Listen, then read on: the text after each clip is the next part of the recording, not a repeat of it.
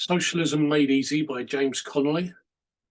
Section 2, Political Action of Labour. The great strike of the shop employees on the Canadian Pacific Railway has been declared off. Lost. While the shopmen were fighting desperately to maintain their organisation and decent working conditions, the engineers, firemen, conductors, trainmen, etc. worked with scabs imported from the States and from Europe, and thus, by keeping trains moving, aided to break the strike. It is only one more illustration of what a vicious, not to say downright criminal, scheme craft autonomy actually is in practice. Here's another example. After 4 years of hard fighting from the Mississippi River to the Pacific coast and from the Ohio River to the Gulf, the machinists have been compelled to abandon their strikes on the Santa Fe and the L&N railways. The engines and cars built and repaired in the railway shops by strikebreakers were hauled over the road by members of the old brotherhoods without the slightest objections. No wonder that onlookers became disgusted with such unionism. Some union cards cover a multitude of sins. That was from Max Hayes in the International Socialist Review. Industrial and political unity. At meetings throughout this country, one frequently hears speakers labouring to arouse the workers to their duty, exclaiming, "You unite industrially, why then do you divide politically? You unite against the bosses in strikes and lockouts, and then you foolishly divide when you go to the ballot box. Why not unite at the ballot box as you unite in the workshop? Why not show the same unity on the political field as you do on the industrial battlefield?" At first blush, this looks to be an exceedingly apt and forcible form of appeal to our fellow workers. But when examined more attentively, it will be seen that in view of the facts of our industrial warfare, this appeal is based on a flagrant misstatement of facts. The real truth is that the workers do not unite industrially, but on the contrary, are most hopelessly divided on the industrial field, and that the division and confusion on the political field are a direct result of their division and confusion on the industrial field. It would be easy to prove that even our most loyal trade unionists habitually play the game of the capitalist class on the industrial field, just as surely as the Republican and Democratic workers do it on the political field. Let us examine the situation on the industrial field and see if it justifies the claim that economically the workers are united, or if it justifies the contention I make that the division of the workers on the political field is but the reflex of the confused ideas derived from the practices of the workers in strikes and lockouts. Quite recently, we had a great strike of the workers employed on the subway and elevated systems of streetcar service in New York. The men showed a splendid front against the power of the mammoth capitalist company headed by August Belmont, against which they were arrayed. Conductors, motormen, ticket choppers, platform men, repairers, permanent waymen, ticket sellers, all went out together and for a time paralysed the entire traffic on their respective system. The company, on the other hand, had the usual recourse to Jim Farley and his scabs and sought to man the trains with those professional traitors to their class. The number of scabs was large, but small in proportion to the men on strike, yet the strike was broken. It was not the scabs, however, who turned the scale against the strikers in favour of the men. That service to capital was performed by good union men with union cards in their pockets.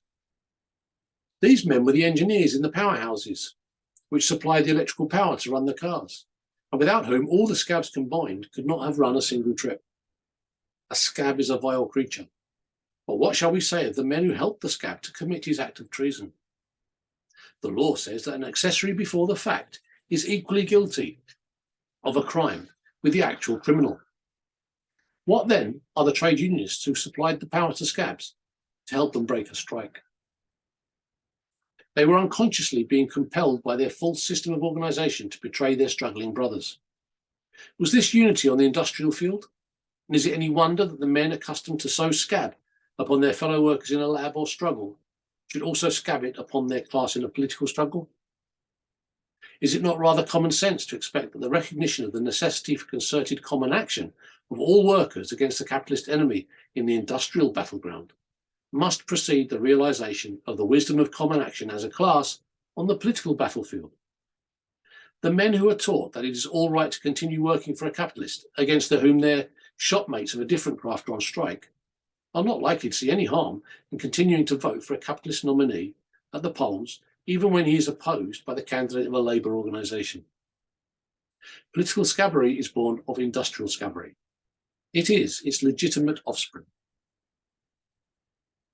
Instances of this industrial disunion could be cited indefinitely.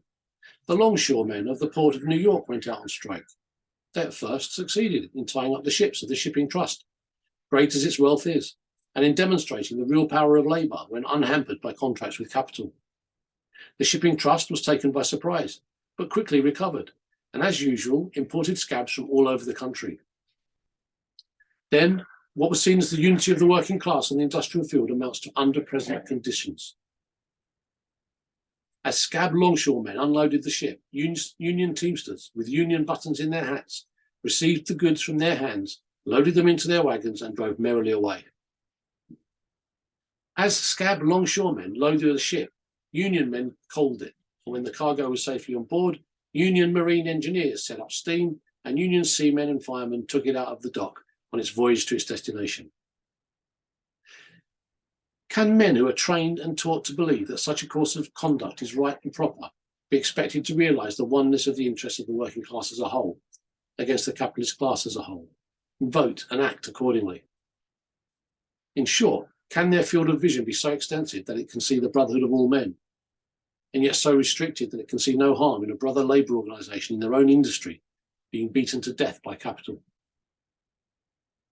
Contrast this woeful picture of divided and disorganised unionism in America with the following account from the New York Sun of the manner in which the socialist unionists of Scandinavia stand together in a fight against the common enemy, irrespective of craft interests or craft contracts. A short sojourn in Scandinavia, particularly in Copenhagen and the southern part of Sweden, gives one an object lesson in socialism. In some way or other, the socialists have managed to capture all the trade unions in these parts, and between them have caused a reign of terror for everybody who is unfortunate enough to own a business of any sort. Heaven help him if he fires one of his helps or tries to assert himself in any way. He is immediately declared in blockade. This socialist term means practically the same as a boycott. If the offending businessman happens to be a retail merchant, all workmen are warned off of his premises. The drivers for the wholesale houses refuse to deliver goods at his store. The truckmen refuse to cart anything to or from his place, and so on. In fact, he's a doomed man, unless he comes to terms with the union. It's worth mentioning that boycotting bulletins and also the names of and addresses of those who are bold enough to help the man out are published in leaded type in all the socialistic newspapers. A law to prevent the publication of such boycotting announcements was proposed in the Swedish Riksdag this year, but it was defeated.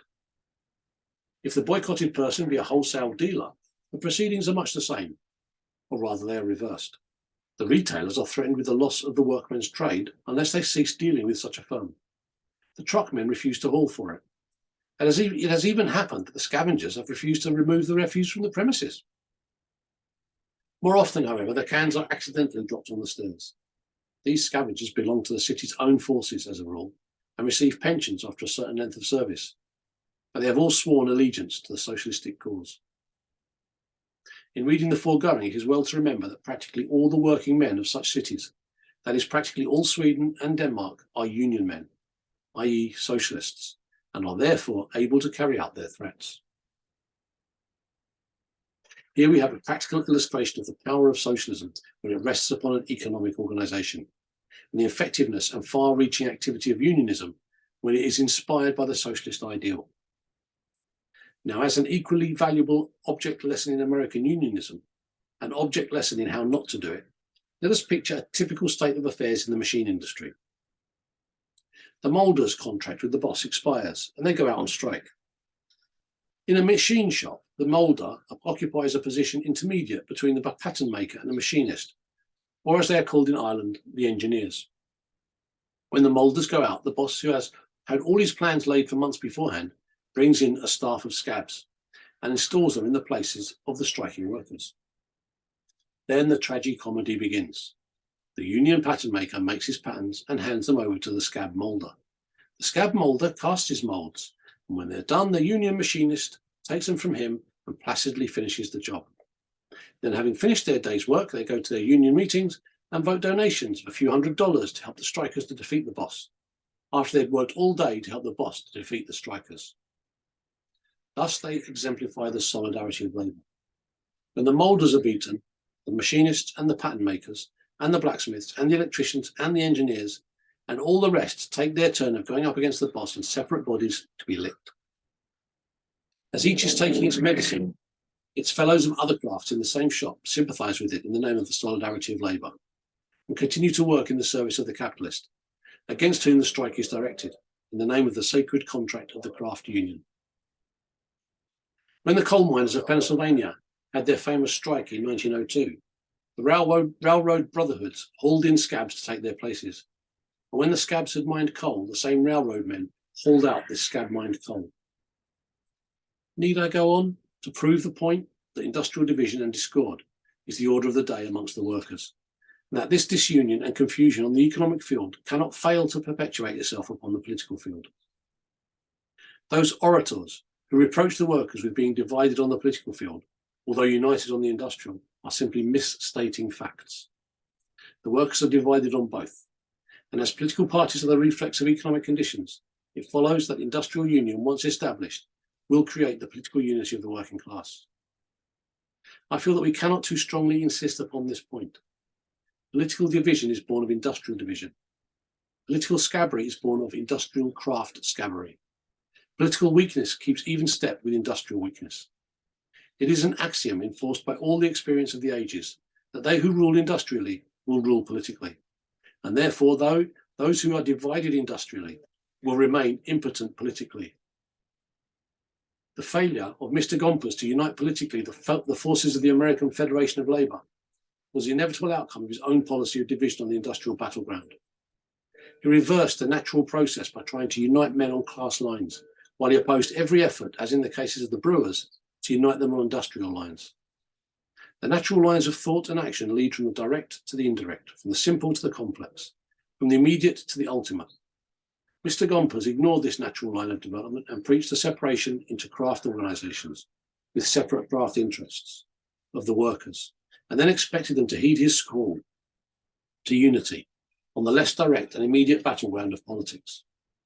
He failed, as even the socialists would fail if they remained equally blind to the natural law of our evolution into class consciousness.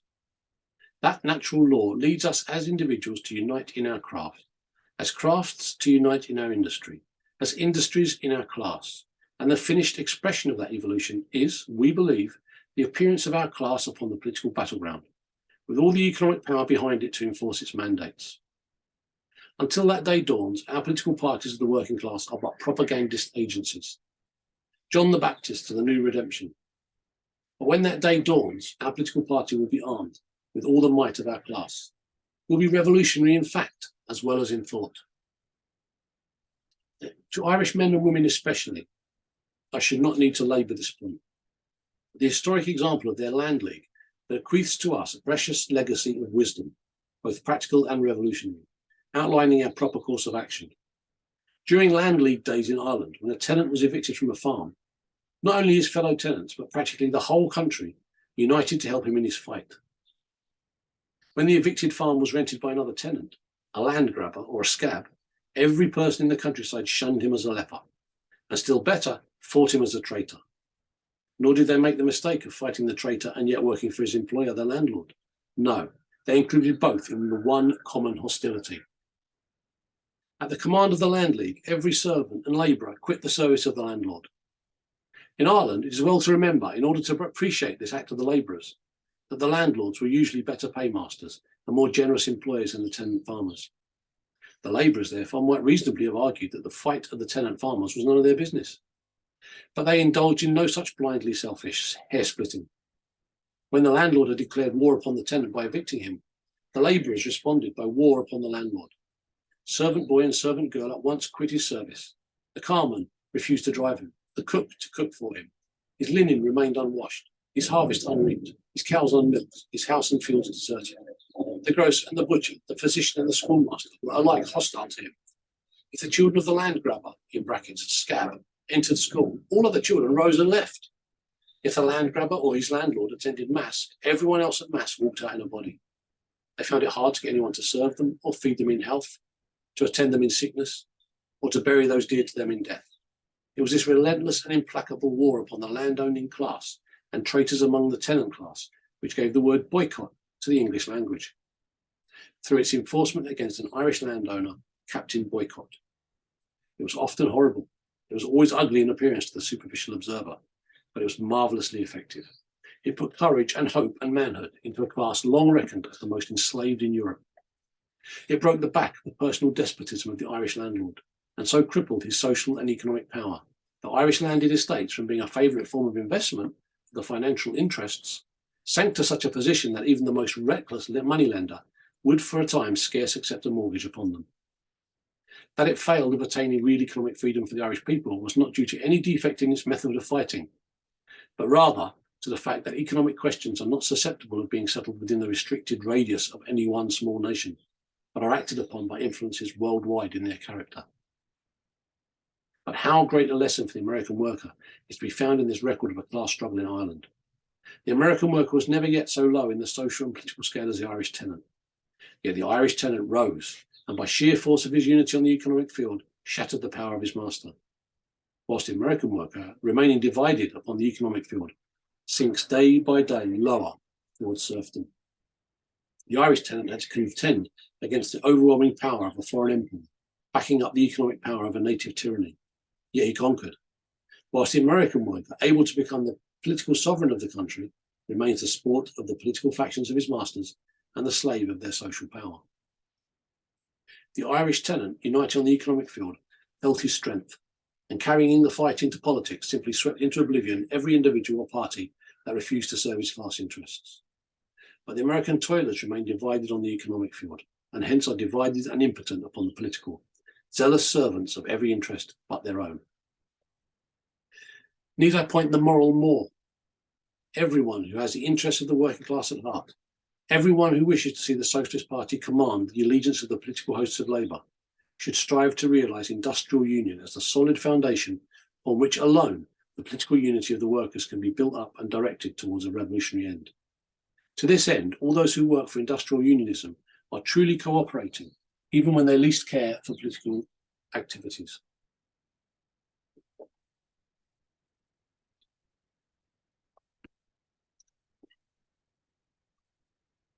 Industrial unionism and constructive socialism.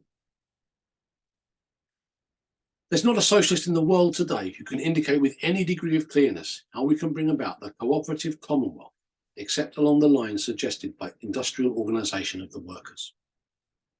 Political institutions are not adapted to the administration of industry.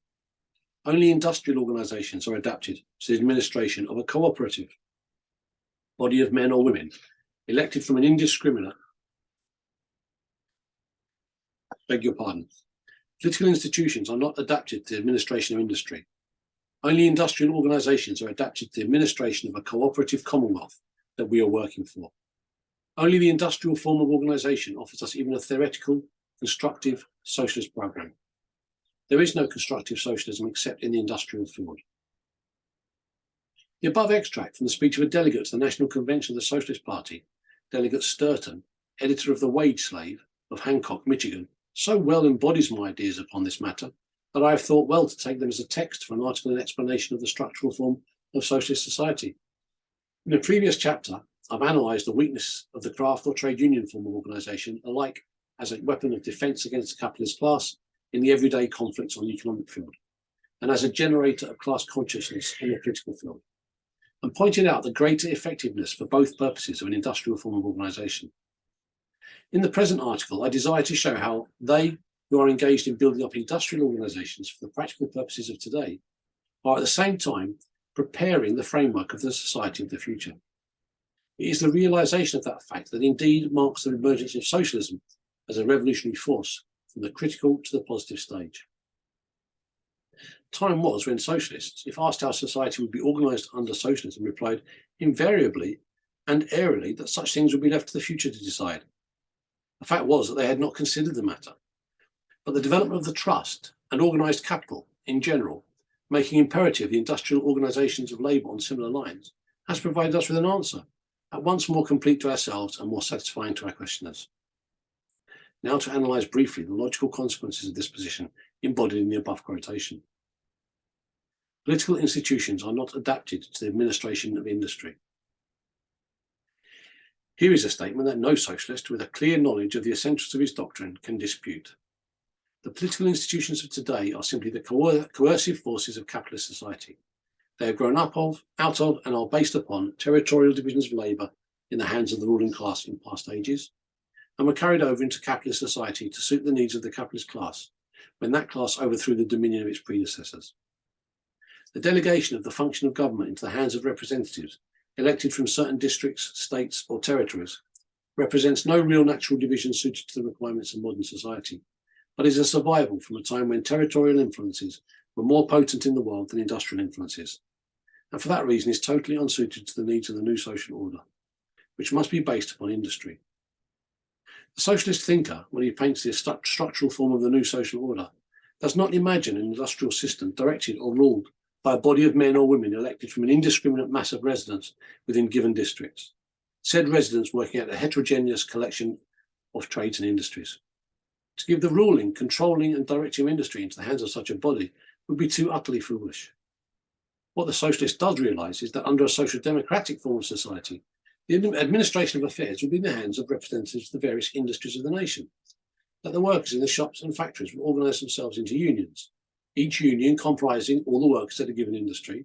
That said union will democratically control the workshop life of its own industry, electing all foremen, etc., and regulating the routine of labour in that industry in subordination to the needs of society in general, to the needs of its allied trades and to the department of industry to which it belongs.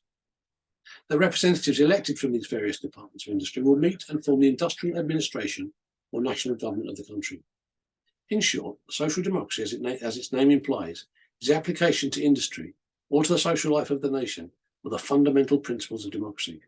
Such application will necessarily have to begin in the workshop and proceed logically and consecutively upward through all the grades of industrial organisation until it reaches the culminating point of national executive power and direction. In other words, social democracy must proceed from the bottom upward, whereas capitalist political society is organised from above downward. Social democracy will be administered by a committee of experts, elected from the industries and professions of the land. Capitalist society is governed by representatives elected from districts and is based upon territorial division. The local and national governing, or rather administrative bodies of socialism will approach every question with impartial minds, armed with the fullest expert knowledge born of experience. The governing bodies of capitalist society have to call in an expensive professional expert to instruct them on every technical question, and know that the impartiality of said expert varies with and depends upon the size of his fee. It will be seen that this conception of socialism destroys at one blow all the fears of a bureaucratic state, ruling and ordering the lives of every individual from above, and thus gives assurance that the social order of the future will be an extension of the freedom of the individual and not a suppression of it. In short, it blends the fullest democratic control with the most absolute expert supervision, something unthinkable of any society built upon the political state. To focus the idea properly in your mind, you have but to realise how industry today transcends all limitations of territory and leaps across rivers, mountains and continents. Then you can understand how impossible it would be to apply to such far-reaching, intricate enterprises the principle of democratic control by the workers through the medium of political territorial divisions. Under socialism, states, territories or provinces will exist only as geographical expressions and have no existence as sources of governmental power, though they may be seats of administrative bodies. Now, having grasped the idea that the administrative force of the Socialist Republic of the future will function through unions industrially organised, that the principle of democratic control will operate through the workers correctly organised in such industrial unions, and that the political territorial state of capitalist society will have no place or function under socialism, you will at once grasp the full truth embodied in the words of this member of the Socialist Party whom I have just quoted, that only the industrial form of organisation offers us even a theoretical constructive socialist programme. To some minds, constructive socialism is embodied in the work of our representatives in the various public bodies to which they've been elected. The various measures against the evils of capitalist property brought forward by, or as a result of the agitation of socialist representatives on legislative bodies, are figured as being of the nature of constructive socialism. As we have shown, the political state of capitalism has no place under socialism. Therefore, measures which aim to place industries in the hands of or under the control of such a political state are in no sense steps towards that ideal. They are but useful measures to restrict the greed of capitalism and to familiarise the workers with the conception of common ownership. This latter is indeed their chief function, but the enrolment of the workers in unions, patterned closely after the structure of modern industries and following the organic lines of industrial development, is par excellence the swiftest, safest and most peaceful form of constructive work the socialists can engage in. It prepares within the framework of capitalist society the working forms of the Socialist Republic, and thus, while increasing the resisting power of the worker against present encroachments of the capitalist class, it familiarises him with the idea that the union he is helping to build is destined to supplant that class in the control of the industry in which he is employed. The power of this idea to transform the dry, detailed work of trade union organisation into the constructive work of revolutionary socialism, and thus to make of the unimaginative trade unionist a potent factor in the launching of a new system of society, cannot be overestimated. It invests the sordid details of the daily incidents of the class struggle with a new and beautiful meaning, and presents them in their true light as skirmishes between two opposing armies of light and darkness. In the light of this principle of industrial unionism, every fresh shop or factory organised under its banner is a fort wrenched from the control of the capitalist class and manned with the soldiers of the revolution, to be held by them for the workers.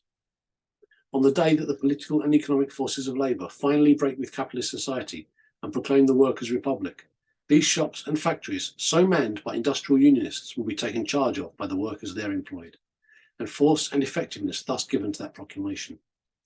Then, and thus, the new society will spring into existence, ready equipped to perform all the useful functions of its predecessor.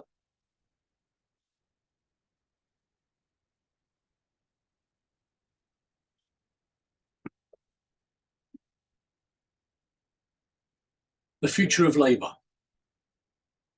In choosing for the subject of this chapter such a title as The Future of Labour, I am aware that I run the risk of arousing expectations I shall not be able to satisfy. The future of labour is a subject with which is bound up the future of civilization, and therefore a comprehensive treatment of the subject might be interpreted as demanding an analysis of all the forces and factors which will influence humanity in the future, and also their resultant effect. Needless to say, my theme is a less ambitious one. I propose simply to deal with the problem of labour in the immediate future, with the marshalling of labour for the great conflict that confronts us, and with a consideration of the steps to be taken in order that the work of aiding the transition from industrial slavery to industrial freedom might be, as far as possible, freed from all encumbering and needless obstacles and expensive time, energy and money. But first, and as an aid to a proper understanding of my position, let me place briefly before you my reading of the history of the past struggles of mankind against social subjection, my reading of the mental development undergone by each revolting class in the different stages of their struggle, from the first period of their bondage to the first dawn of their freedom. As I view it, such struggles had three well-marked mental stages, corresponding to the inception, development, and decay of the oppressing powers. And as I intend to attempt to apply this theory to the position of labour as a subject class today, I hope you'll honour me by at least giving me your earnest attention to this conception and aid by your discussion in determining at which of these periods or stages the working class, the subject of class today, has arrived. My reading then briefly is this: that in the first period of bondage, the eyes of the subject class are always turned toward the past, and all its efforts in revolt are directed to the end of destroying the social system in order that it might march backward and re-establish the social order of ancient times. The good old days. That the goodness of those days was largely hypothetical, seldom enters the imagination of men on whose limbs the fetters of oppression still sit awkwardly. In the second period, the subject class tends more and more to lose sight and recollection of any pre-existing state of society, to believe that the social order in which it finds itself always did exist, and to bend all its energies to obtaining such ameliorations of its lot within existent society as will make that lot more bearable. At this stage of society, the subject class, as far as its own aspirations are concerned, may be reckoned as a conservative force. In the third period, the subject class becomes revolutionary, recks little of the past for inspiration, but building upon itself the achievements of the present, confidently addresses itself to the conquest of the future. It does so because the development of the framework of society has revealed to it its relative importance, revealed to it the fact that within its grasp has grown, unconsciously to itself, a power which, if intelligently applied, is sufficient to overcome and master society at large. As a classic illustration of this concept of the history of the mental development of the revolt against social oppression, we might glance at the many peasant revolts recorded in European history. As we're now aware, common ownership of land was at one time the basis of society all over the world. Our fathers not only owned their land in common, but in many ways practiced a common ownership of the things produced. In short, tribal communism was at one time the universally existent order. In such a state of society, there existed a degree of freedom that no succeeding order has been able to parallel, and that none will be able to, until the individualistic order of today gives way to the industrial commonwealth, the workers' republic of the future. How that ancient order broke up, it is not my task to tell.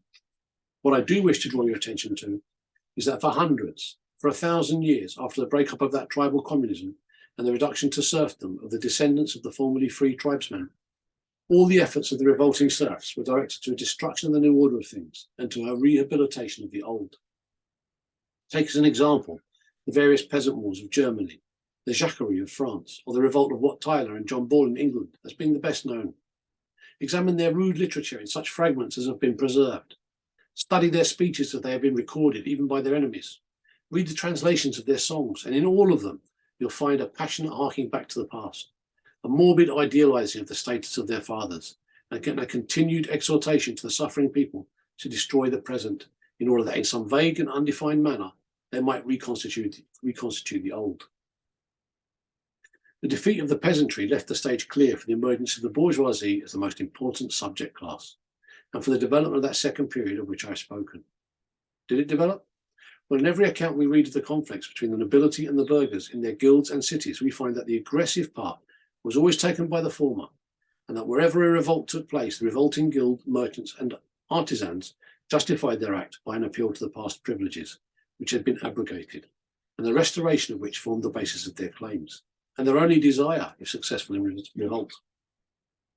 One of the most curious illustrations of this mental condition is to be found in the history of the rise of the Dutch Republic by Motley, in which that painstaking historian tells how the Netherlands, in their revolt against the Spanish emperor, continued for a generation to base their claims upon the political status of the provinces under a formal emperor, made war upon the empire with troops levied in the names of the emperor, and led by officers whose commissions were made out by the rebel provinces in the name of the sovereign they were fighting against. This mental condition lasted in England until the First Civil War, which ended by leaving Charles I without a head, and the bourgeoisie, incarnated in Cromwell, firmly fixed in the saddle. In France, it lasted till the Revolution. In both countries, it was abandoned, not because of any a priori reasoning upon its absurdity, nor because some great thinker had evolved a better scheme, but because the growth of the industrial system had made the capitalist class realize that they could at any moment stop the flow of its lifeblood, so to speak, and from so realizing it was but a short mental evolution to frame a theory of political action which proclaimed that the capitalist class was the nation, and all its enemies, the enemies of the nation at large. The last period of that social evolution had been reached, the last mental stage of the transition from feudal ownership to capitalist property.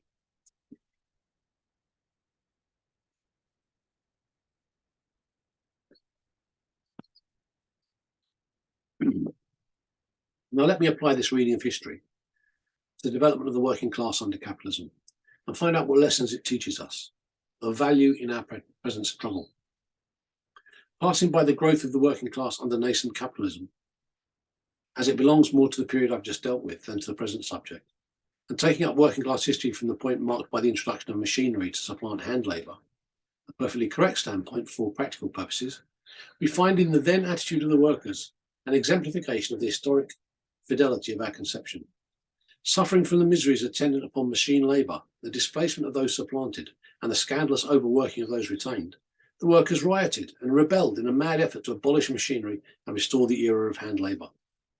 In a word, they strove to revert to past conditions, and their most popular orators and leaders were they who pictured in most glowing terms the conditions prevalent in the days of their fathers. They were thus in the same mental plane as those medieval peasants who, in their revolt, were fired by the hope of restoring the primitive commune.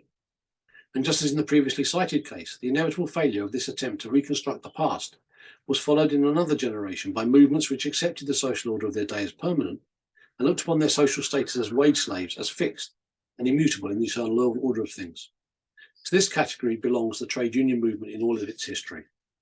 As the struggles of the serfs and burghers in the Middle Ages were directed to no higher aim than the establishing of better relations between these struggling classes and their feudal overlords, as during those ages the division of society into ruling classes of king, lords and church, resting upon a basis of the serfdom of the producers, was accepted by all, in spite of the perpetual recurrences of civil wars between the various classes, so in capitalist society the trade unionists, despite strikes, lockouts and blacklists, accepted the employing class as part and parcel of a system which was to last through eternity. The rise of industrial unionism is the first sign that the second stage of the mental evolution of our class is rapidly passing away. And the fact that it had its inception amongst men actually engaged in the work of trade union organisation and found its inspiration in a recognition of the necessities born of the struggles of the workers and not in the theories of any political party. This fact is the most cheering sign of the legitimacy of its birth and the most hopeful augury of its future. For we must not forget that it is not the theorists who make history. It is history in its evolution that makes the theorists. And the roots of history as we found in the workshops, fields and factories. It has been remarked that Belgium was the cockpit of Europe because within its boundaries we have been fought out many of the battles between the old dynasties. In like manner, we can say that the workshop is the cockpit of civilization, because in the workshop has been and will be fought out those battles between the new and the old methods of production, the issues of which changed the face and the history of the world. I have said that the capitalist class became a revolutionary class when it realized that it held control of the economic heart of the nation. I may add, when the working class is in the same position, it will also, as a class, become revolutionary. It will also give effective political expression to its economic strength. The capitalist class drew into a political party when it looked around and found itself in control of the things needed for the life of the individual and the state. When it saw that the ships carrying the commerce of the nation were its own. When it saw that the internal traffic of the nation was in the hands of its agents. When it saw that the feeding, clothing and sheltering of the ruling class depended upon the activities of the subject class. When it saw itself applied to furnish finance to equip the armies and fleets of the kings and nobles. In short, when the capitalist class found that all the arteries of commerce, all the agencies of production, all the mainsprings of life, in fact, passed through their hands as blood flows through the human heart, then and only then did capital raise the banner of political revolt, and from a class battling for concessions became a class leading its forces to the mastery of society at large. This leads me to the last axiom of which I wish you to grasp the significance. It is this, that the fight for the conquest of the political state is not the battle. It is only the echo of the battle. The real battle is the battle being fought out every day for the power to control industry, and the gauge of the progress of that battle is not to be found in the number of voters making a cross beneath the symbol of a political party, but in the number of these workers who enroll themselves in industrial organisation with a definite purpose of making themselves masters of the industrial equipment of society in general. That battle will have its political echo. That industrial organisation will have its political expression. If we accept the definition of working class political action as that which brings the workers as a class into direct conflict with the possessing class as a class and keeps them there, then we must realise that nothing can do that so readily as action at the ballot box. Such action strips the working class movement of all traces of such sectionalism as may, and indeed must, cling to strikes and lockouts, and emphasises the class character of the labour movement. It is therefore absolutely indispensable for the efficient training of the working class along correct lines that action at the ballot box should accompany action in the workshop. I am convinced that this will be the ultimate formation of the fighting hosts of labour. The workers will be industrially organised on the economic field, and until that organisation is perfected, whilst the resultant feeling of class consciousness is permeating the minds of the workers, the Socialist Party will carry on an independent campaign of education and attack upon the political field, and as a consequence will remain the sole representative of the socialist idea in politics. But as industrial organisation grows, fuels its strength, and develops the revolutionary instincts of its members, there will grow also the desire for a closer union and identification of the two wings of the army of labour. Any attempt prematurely to force this identification would only defeat its own purpose and be fraught with danger, alike both to the economic and the political wing. Yet it is certain that such attempts will be of continual recurrence and multiply in proportion to the dissatisfaction felt and the waste of energy involved in the division of forces. Statesmanship of the highest kind will be required to see that this union shall take place only under the proper conditions and at the proper moment for effective action. Two things must be kept in mind, viz., that a socialist political party not emanating from the ranks of organised labour is, as Karl Marx phrased it, simply a socialist sect, ineffective for the final revolutionary act. But that also the attempt to craft organised unions, create political unity, before they've laid the foundation of industrial unity in their own, the economic field, would be an instance of putting the cart before the horse. But when that foundation of industrial union is finally secured, then nothing can prevent the union of the economic and political forces of labour. I look forward to the time when every economic organisation will have its political committee, just as it has its organisation committee or its strike committee, and when it will be counted to be a greater crime, as much as an act of scabbery to act against the former as any of the latter. When that time comes, we will be able to count our effective vote before troubling the official ballot box, simply by counting our membership in the allied organisations. We will be able to estimate our capacity for the revolutionary act of social transformation simply by taking stock of the number of industries we control and their importance relative to the whole social system. And when we find that we control the strategic industries in society, then society must bend to our will or break. In our organisations, we will have women's suffrage, whether governments like it or not. We will also have in our own organisations a pure and uncorrupted ballot. And if the official ballot of capitalist society does not purify itself of its own accord, its corruption can only serve to blind the eyes of our enemies and not to hide our strength from ourselves. Compare the political action of such a body with that of any party we know. Political parties are composed of men and women who meet together to formulate a policy and programme to vote upon. They set up a political ticket in the hope of getting people, most of whom they do not know, to vote for them. And when that vote is at last cast, it's cast by men whom they have not organised, do not know, and cannot rely upon to use in their own defence. We've proven that such a body can make propaganda, and good propaganda for socialist principles, but it can never function as the weapon of an industrially organised working class. To it, such a party will always be an outside body, a body not under its direct control, but the political weapon of the industrially organised working class will be a weapon of its own forging, and wielded by its own hand. I believe it to be incumbent upon organised labour to meet the capitalist class upon every field where it can operate to our disadvantage. Therefore, I favour direct attacks upon the control of governmental powers through the ballot box. But I wish to see these attacks supported by the economic organisation. In short, I believe that there is no function performed by a separate political party that the economic organisation cannot help it perform much better and with greater safety to working class interests. Let us be clear as to the function of industrial unionism. That function is to build up an industrial republic inside the shell of the political state, in order that when that industrial republic is fully organised, it may crack the shell of the political state and step into its place in the scheme of the universe. But in the process of upbuilding, during the period of maturing, the mechanism of the political state can be utilised to assist in the formation of the embryo industrial republic. Or to change the analogy, we might liken the position of the industrial republic in its formative periods towards political society to the position of the younger generation towards the generation passing away. The younger accepts the achievements of the old, but gradually acquires strength to usurp its functions until the new generation is able to abandon the paternal household and erect its own. While doing so, it utilises to the fullest all the privileges of its position. So the industrial unionists will function in a double capacity in capitalist society. In his position as a citizen in a given geographical area, he will use his political voting power in attacks upon the political system of capitalism.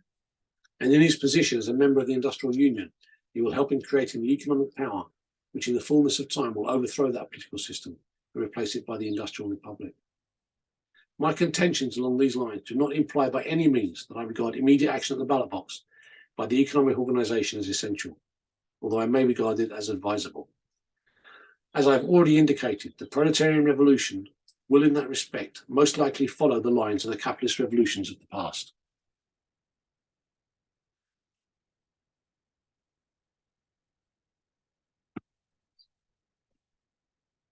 In Cromwellian England, in colonial America, in revolutionary France, the real political battle did not begin until after the bourgeoisie, the capitalist class, had become the dominant class in the nation.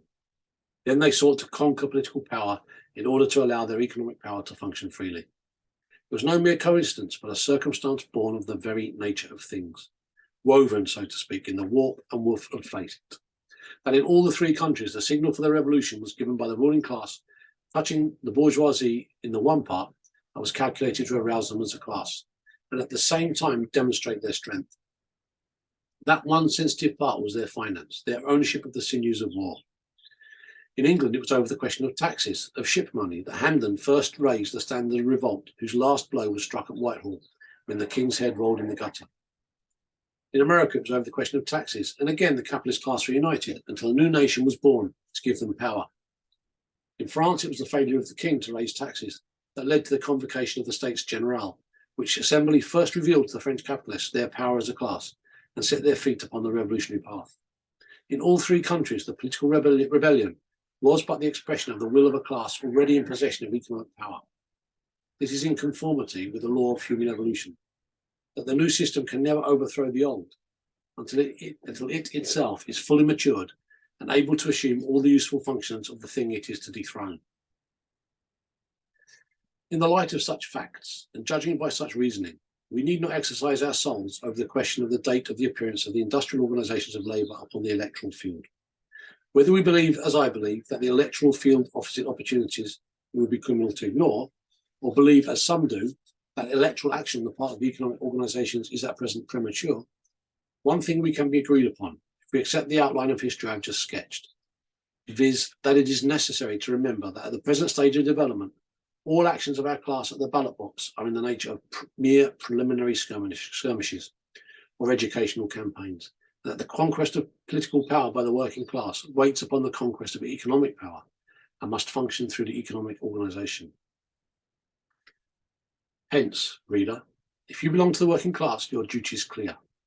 Your union must be perfected until it embraces everyone who toils in the service of your employer or as a unit in your industry.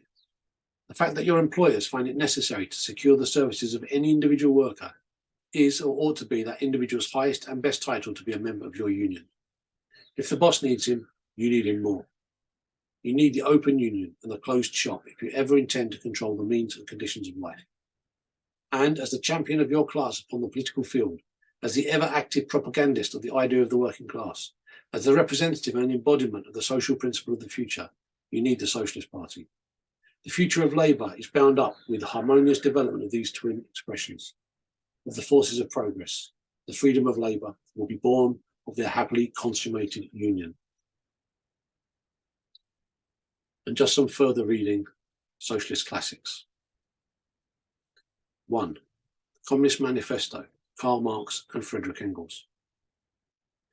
2. Wage, Labour and Capital, Karl Marx. 3. Value, Price and Profit, Karl Marx. 4. Socialism, Utopian and Scientific, Frederick Engels. 5. The German Ideology, Karl Marx and Friedrich Engels. 6. Anarchism and Socialism, Georgy Plekhanov. 7. No Compromise, No Political Trading, Wilhelm Liebknecht. 8. Reform or Revolution, Rosa Luxemburg. 9. Leninism or Marxism, Rosa Luxemburg. And 10. Socialism Made Easy, James Connolly.